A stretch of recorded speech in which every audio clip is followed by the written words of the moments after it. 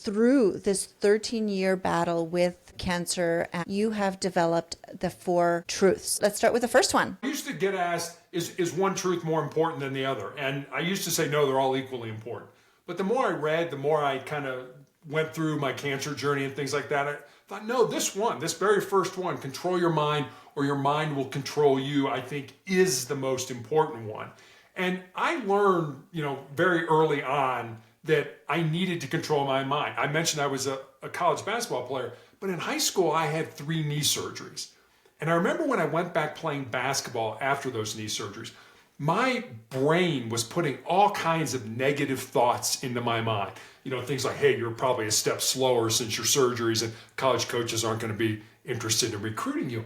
And I remember thinking, wait a minute, I'm still playing at an elite level and colleges are still reaching out about the possibility of playing for their school. I learned early on that I needed to control the narrative that my brain was putting into my thoughts.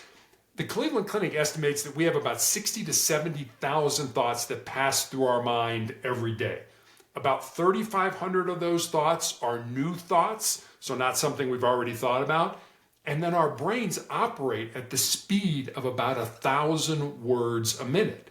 Wow. But given all that, our mind can still only hold one thought at a time. Why would you want to make that a negative thought? I think the problem with most of us, and I am guilty of this many times in my life, is that we think with our fears and our insecurities instead of using our minds. I know I've done that. I know I've wanted to start a project, get involved in a business, and you kind of pull back and you're like, oh, wait a minute. Maybe I'm not smart enough, or maybe I don't have enough information, or what will people say about me if I fail? That's thinking with our fears or insecurities. That's not thinking with our minds. So I always tell, especially young people, when I have an opportunity to speak to them, if there's something in your heart, something in your soul that you believe you're supposed to do, but it scares you, yes, go ahead and do it. I Because love at that. the end of your life, the things you're going to regret are not going to be the things you did. They're going to be those things you didn't do. Absolutely. But then it's Things you going to be too late to go back and do them.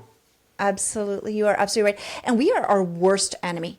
We are absolutely our worst. If any of my friends, if anybody spoke to me like I speak to myself, like we wouldn't be friends.